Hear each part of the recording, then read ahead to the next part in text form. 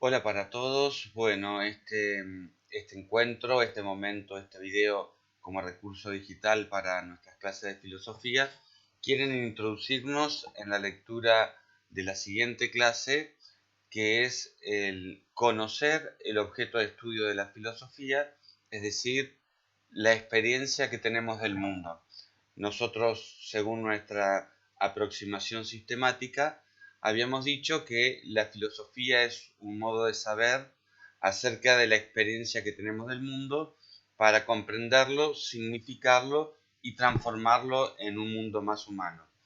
Hemos trabajado ya lo que tiene que ver con los modos de saber, diferenciando la racionalidad propia de la filosofía de la que se contiene en el mito, en la religión, en la ciencia o en la ideología. Hemos también repasado cuáles son aquellas actitudes fundamentales para generar preguntas filosóficas, preguntas que son ilimitadas en intensidad y en extensión, que van a núcleos fundamentales de la vida del hombre y que se sistematizan en lo que llamamos las ramas de la filosofía, que también hemos podido comprobar. Nos toca ahora adentrarnos propiamente en el objeto de reflexión filosófica, que es la experiencia humana, pero la experiencia que tenemos sobre el mundo. Lo que nosotros llamamos comúnmente en el lenguaje vulgar, cotidiano, realidad, eso es lo que constituye el mundo. Pero desde ahora, en un lenguaje técnico y específico, lo vamos a llamar de esta manera. Y vamos a explicar de qué se trata este mundo. Veremos que este concepto no es tan simple como sumar todo aquello que existe, todo aquello que tiene una realidad perceptible con los sentidos, sino que por mundo comprendemos una categoría mucho más compleja. En primer punto que quiero clarificar es la diferencia entre una experiencia y una vivencia, ¿sí? Nosotros a diario, todos los días, tenemos miles de vivencias, es decir, hechos que transcurren en nuestra vida. Nos levantamos en la mañana, desayunamos, prendemos la computadora, nos ponemos a hacer la tarea en el cole.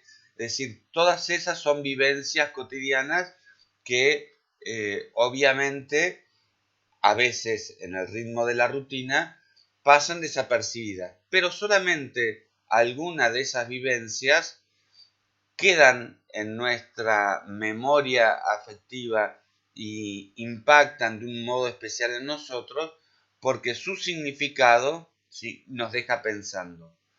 Esas vivencias cuyo impacto nos hacen pensar y nos hacen reflexionar son lo que llamamos experiencias.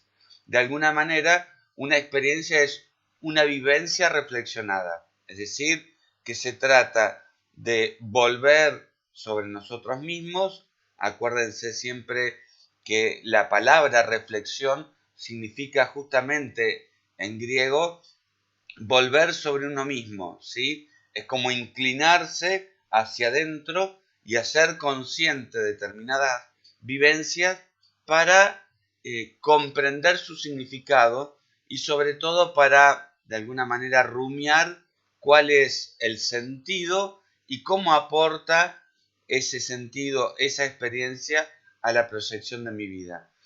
Uno podría decir que la vida humana es, en el fondo, una serie de experiencias que tenemos y que una junto con otras van hilándose, van generando un camino. A eso nosotros llamamos proyecto de vida, ¿sí? La vida no es más que experiencias reflexionadas, ni más ni menos, que experiencias reflexionadas que dan un sentido a lo que somos y a lo que hacemos. La experiencia de la cual reflexiona la filosofía es la experiencia que tenemos del mundo. Entonces, se trata ahora sí de clarificar lo que es el mundo. El mundo es una compleja trama de significados que el hombre está llamado a descifrar, a comprender, a hilar desde un sentido y a asumir ese sentido de forma personal. El mundo no se identifica con la naturaleza. En qué sentido? La naturaleza, los árboles, el cielo, todo lo que podemos percibir a través de los sentidos, forman parte de la realidad, pero no son solo eso la realidad. Hay muchas experiencias profundamente humanas, reflexionadas por la filosofía, que no se pueden percibir a simple vista por el olfato, por el oído o por el tacto. Por ejemplo, la experiencia de Dios es una experiencia real en la vida humana que no se ve, que no se toca, pero que puede ser reflexionada por el hombre y por tanto constituye parte de su mundo. El amor, los sentimientos, el deseo, los procesos políticos, los procesos económicos o sociales. Yo no veo un proceso en un momento determinado. Percibo que existe, ¿sí?, en el mundo del hombre y porque existe, yo lo puedo pensar. Entonces, la naturaleza, que es todos aquellos elementos que percibo con mi sentido, forman parte del mundo, pero el mundo es una categoría mucho más amplia que el de la naturaleza. En el lenguaje común nosotros lo llamamos realidad, pero esto puede ser un concepto también ambiguo, el de realidad, porque parecería que asociamos el mundo solamente con lo presente, mientras que la realidad, este presente, este mundo, tiene sus causas y tiene sus fundamentos en la historia, en lo que fue y también tiene una gran fuerza de proyección hacia el futuro. La filosofía busca a través de la reflexión transformar el mundo, es decir, a través de comprenderlo y darle un significado, transformarlo en un mundo más humano. Pero para eso tiene que dejarse impactar por las preguntas que la experiencia misma del mundo le hace. El mundo no es evidente, no es que yo veo las cosas y las entiendo directamente y las entiendo acabadamente de una, sino que el mundo, su significado, esta compleja trama, de alguna manera se muestra a la reflexión, pero se oculta. Ahí está la tarea de la filosofía. La tarea de la filosofía es, a través de sus preguntas, poder ir develando esta compleja trama de significado. Es decir, como si tuviésemos un ovillo de lana, bueno, poder ir desatando nudos, poder ir viendo cuál es el hilo conductor entre todas estas experiencias que llamamos mundo. La filosofía como acercamiento a la totalidad de la realidad, hemos visto que tiene modos distintos de actuar a la ciencia, sobre todo que es el modo de saber más valorado en la actualidad, o a la religión o al mito, ¿sí? Busca justamente acercarse a la experiencia del mundo, entendiéndola esta como una totalidad. Y en esto también poder darle un sentido. Siempre recordemos que el sentido a las cosas, el sentido al mundo, solo lo pueden dar las personas. El ser humano es el único capaz de hilar experiencia con experiencia para poder encontrar un sentido a la propia vida. El, el mundo, ¿sí?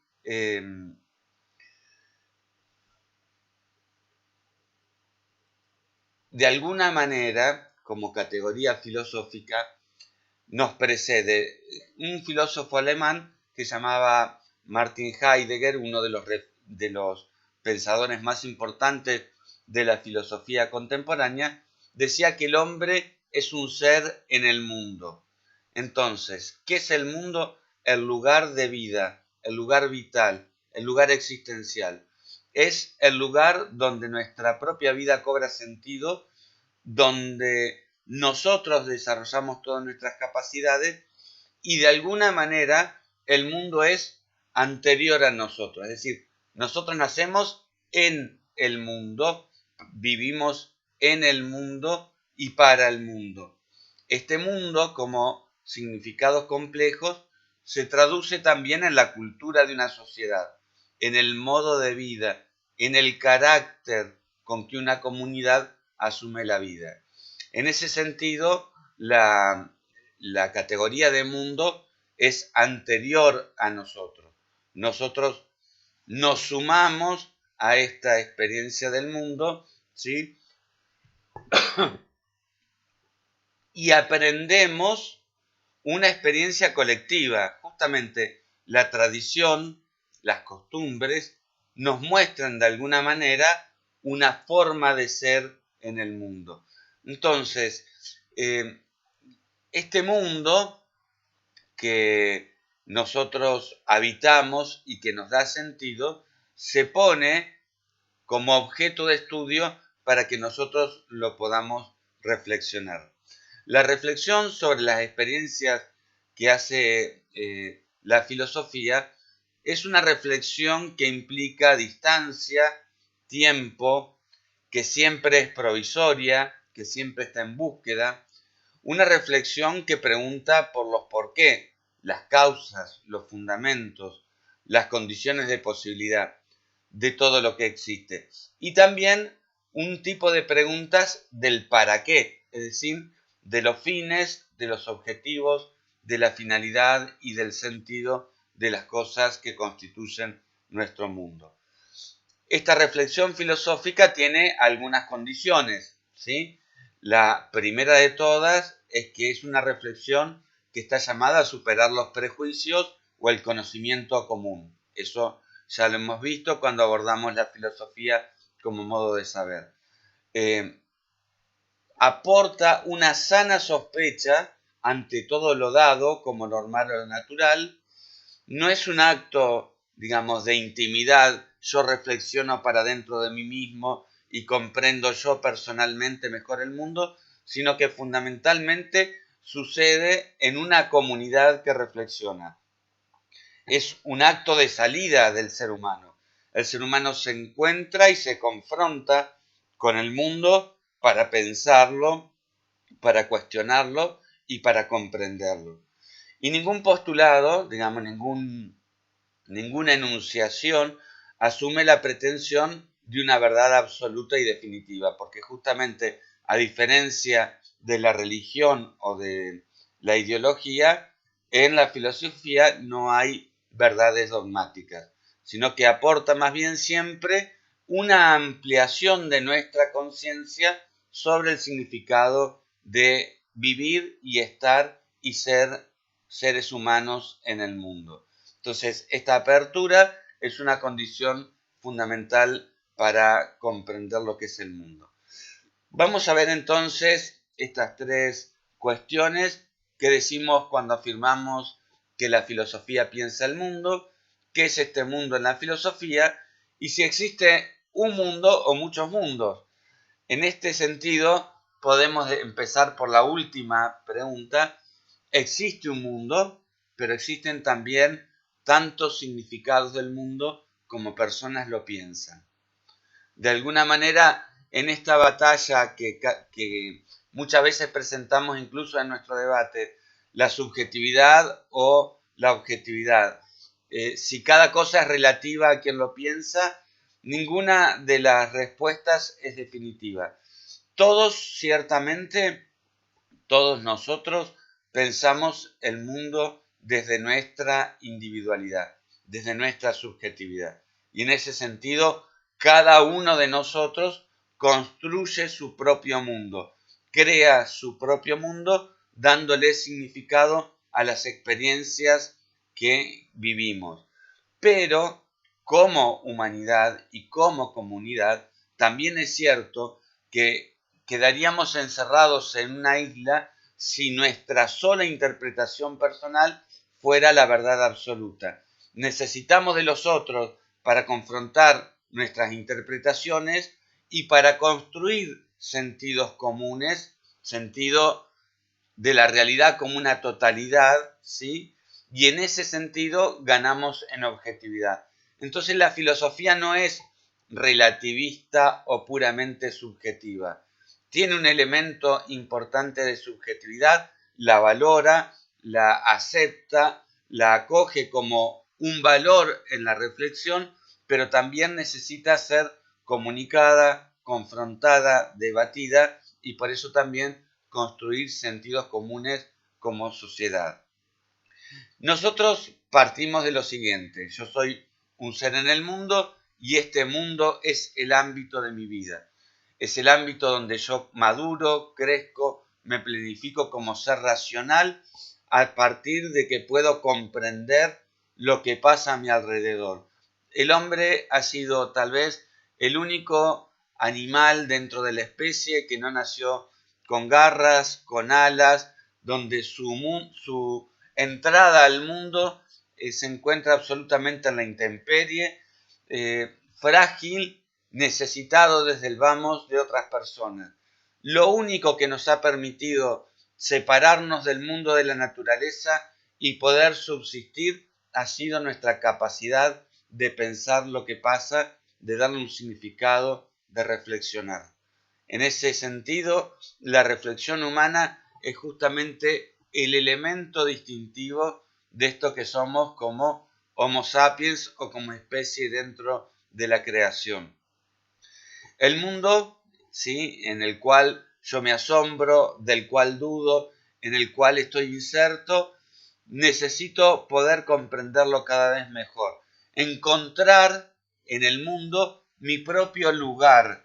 Encontrar nuestro lugar en el mundo significa poder comprenderlo, poder hacerlo nuestro, poder personalizarlo. A eso nosotros lo llamamos darle sentido a las cosas. Le damos sentido a esta red compleja de experiencias y de significados y hacemos de este mundo, nuestro lugar para desarrollarnos. La experiencia que tenemos del mundo se da a partir de 4 relaciones fundamentales, ¿sí? Ser en el mundo, cada uno de nosotros, el hombre, significa ser en relación con las cosas, ser en relación con los demás, ser en relación con uno mismo y ser en relación con lo posible.